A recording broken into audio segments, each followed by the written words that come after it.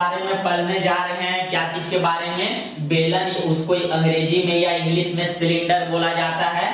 तो सबसे पहले बेलन का कुछ हम एग्जाम्पल देख रहे हैं। आप उस बेलन के बारे में मत समझे जो घर में जिससे रोटी बनाया जाता है, वो भी बेलन का ही एग्जाम्पल है, लेकिन वो थोड़ा इस तरह से होता है। जो घर में रोटी हम बनाते हैं वो इस तरह से होता है। ये बेलन ही है। ये क्या है? तो ये बेलन है। इस पार्ट को हटा दीजिए और इस पार्ट को हटा दीजिए, तो ये क्या हो जाएगा मेरा? तो ये बेलन हो जाएगा। तो अब आगे जरा आप देखें कि बेलन का हम क्या, तो सबसे पहले देखिए बेलन एक त्रिविमीय आकृति है। कैसा आकृति है? तो त्रिविमीय आकृति है। इसका मतलब जिसमें लंबाई भी हो, चौड़ाई भी हो और ऊंचाई भी हो। लेंथ, ब्रेड्थ और हाइट, मतलब लंबाई, चौड़ाई और ऊंचाई तीनों हो, तो उसे त्रिविमीय आकृति बोलते हैं। और बेलन का कुछ एग्जाम्पल हम लोग लेते हैं। जैसे आप लोग ट्यूबलाइट देखे होंगे, जो लंबा ट्यूबलाइट होता है वो किसका एग्जाम्पल है? तो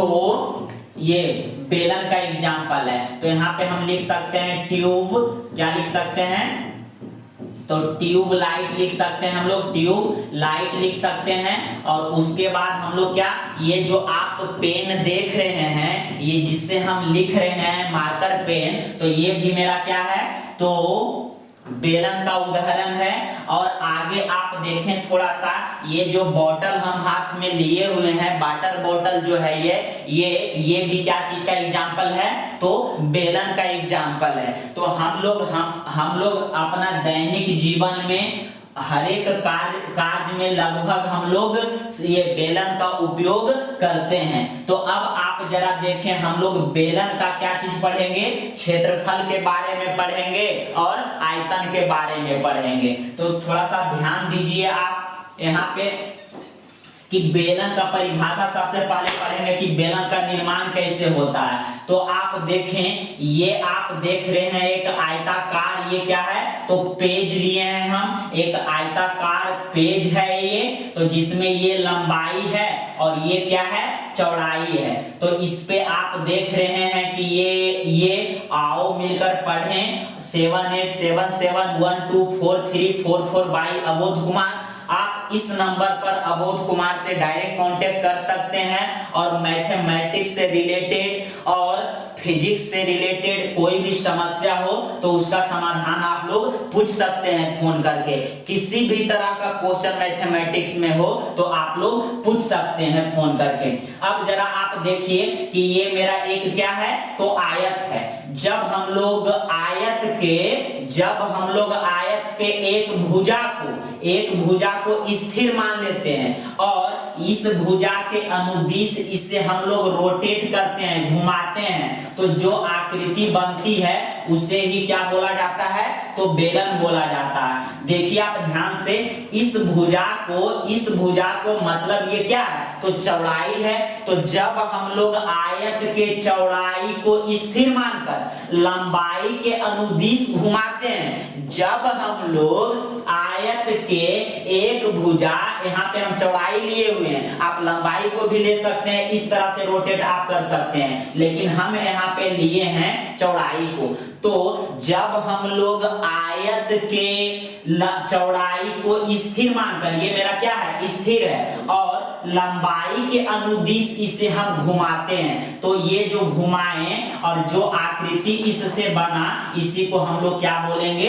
तो बेलन बोलेंगे। क्या बोलेंगे? तो बेलन। आप देखिए ये जो आकृति इस तरह के आपको दिख रहा है, इसे हम लोग बेलन बोलेंगे। तो आप ध्यान दीजिए, ये मेरा कोई आयताकार कॉपी था या पेज था, जिसमें ये मेरा लंबाई था और ये क्या था? चौड़ाई था। ये लंबाई और ये चौड़ाई, तो इसे हम लोग स्थिर मानकर इसके अनुदिश हम लोग घुमाएं, मतलब कि आप देखिए ये इस तरह का फिगर क्या हो जाएगा? तो बन जाएगा। जब घूमेगा तब ये इस तरह का फिगर क्या हो गया? तो बन गया। तो आप देखिए ये तो आप जो देख रहे हैं तो ये मेरा क्या था, ब्रेड था, लेकिन ये जो घूमा है ये आखिर में ये जो रोटेट हो रहा है या घूम रहा है तो ये क्या था, तो ये लंबाई था। ये क्या था, तो यहाँ पे जो लंबाई है यहाँ पे वही क्या बन चुका है, तो परिधि बन चुका है। मतलब कि यही परिधि भी है और लंबाई भी है। और यहाँ पे आप देखेंगे तो ये बी है, ये बी है और ये बी है, और यहाँ पर आके ये क्या बन गया है, तो ऊंचाई बन गया है। इसका मतलब आयत के जो चौड़ाई था वो बेलन का ऊंचाई हो गया। क्या हो गया, तो बेलन का ऊंचाई हो गया, और जो लंबाई था वो परिधि बन चुका है। क्या बन चुका है, तो परिधि बन चुका है। तो सबसे पहले हम लोग जानेंगे बेलन का वक्र पृष्ठीय क्षेत्रफल। बेलन का वक्र पृष्ठीय क्षेत्रफल जानेंगे। क्या जानेंगे, बेलन का वक्र पृष्ठीय क्षेत्रफल। तो बेलन का वक्र पृष्ठीय क्षेत्रफल क्या होगा, तो यहां देखिए आयत का क्षेत्रफल के बराबर होगा। किसका क्षेत्रफल के, तो आयत का क्षेत्रफल के बराबर। तो आयत का क्षेत्रफल क्या होता है, लंबाई गुने चौड़ाई। तो आप देखिए यहाँ पे लंबाई मेरा क्या है, तो परिधि है। क्या है, तो परिधि है। और चौड़ाई आप क्या देख रहे हैं, तो चौड़ाई मेरा ऊंचाई है, तो यहाँ पे ये हो जाएगा h हो जाएगा। और परिधि का फॉर्मूला क्या होता है, वृत्त का परिधि, तो 2 पाई r होता है, और ये h है। तो यही मेरा बेलन का वक्र पृष्ठीय क्षेत्रफल का फॉर्मूला होता है 2 पाई RH। अब बेलन का वक्र पृष्ठीय क्षेत्रफल का मतलब क्या होता है, तो ध्यान दीजिए, ये मेरा कोई बेलन है, ये मेरा कोई क्या है, तो बेलन है। तो जब ये मेरा कोई बेलन है तो ये जो आप क्षेत्रफल देख रहे हैं इसी को हम लोग वक्र पृष्ठीय क्षेत्रफल कहते हैं। और ये बेलन है तो इसे हम लोग ऊपर से भी ढक्कन लगा सकते हैं और नीचे से भी ढक्कन लगा सकते हैं। तो ये कैसा भाग है, तो आप देख रहे हैं ये वृत्ताकार भाग है। तो दो, एक नीचे और एक ऊपर वृत्ताकार भाग को नहीं सम्मिलित करेंगे, हम लोग नहीं लेंगे। तो इस पार्ट को सिर्फ हम लोग इस भाग को बोलेंगे बेलन का वक्र पृष्ठीय क्षेत्रफल। और जब इस भाग को भी ले लेंगे और दोनों वृत्त का भी भाग ले लेंगे, मतलब दोनों ढक्कन का भी क्षेत्रफल ले लेंगे, तो हम लोग बोलेंगे क्या, तो हम लोग बोलेंगे उसे बेलन का कुल पृष्ठीय क्षेत्रफल या संपूर्ण पृष्ठीय क्षेत्रफल। बेलन का सिर्फ इस भाग को, ये जो भाग आपको चारों तरफ दिख रहा है इसे हम लोग बोलेंगे वक्र पृष्ठीय क्षेत्रफल। और जब ये भाग और ये जो वृत्ताकार भाग और ये वृत्ताकार भाग दिख रहा है, ये और ये पूरा ले लेंगे तो हम लोग बोलेंगे संपूर्ण पृष्ठीय क्षेत्रफल बोलेंगे। तो आप ध्यान दीजिए, ये मेरा बेलन का वक्र पृष्ठीय क्षेत्रफल निकल चुका है। अब हम लोग लेंगे बेलन का संपूर्ण पृष्ठीय क्षेत्रफल लेंगे, बेलन का संपूर्ण पृष्ठीय क्षेत्रफल। तो बेलन का संपूर्ण पृष्ठीय क्षेत्रफल क्या होगा, तो सबसे पहले वक्र पृष्ठीय क्षेत्रफल, वक्र पृष्ठीय क्षेत्रफल और प्लस 2, एक ऊपर और एक नीचे वृत्त का क्षेत्रफल। तो 2 वृत्त का क्षेत्रफल हम लोग लेंगे। तो अब जरा ध्यान दीजिए, वक्र पृष्ठीय क्षेत्रफल तो 2 पाई RH होता है, लेकिन ये 2 इंटू वृत्त का क्षेत्रफल पाई R स्क्वायर होता है। क्या होता है,